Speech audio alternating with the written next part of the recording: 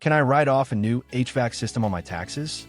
This is a question many homeowners in Olympia, Washington ask when they are planning a major heating or cooling upgrade.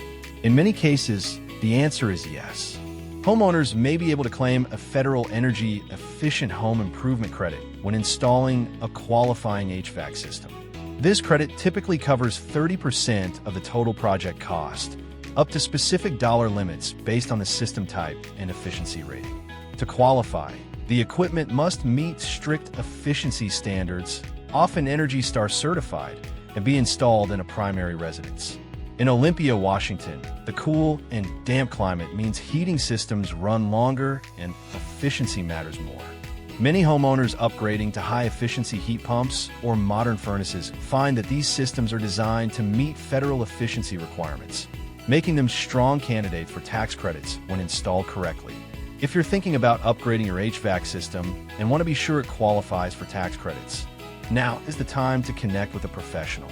Schedule your HVAC installation today. Call Blues Heating and Air or book online to make sure your new system qualifies and is installed correctly from day one.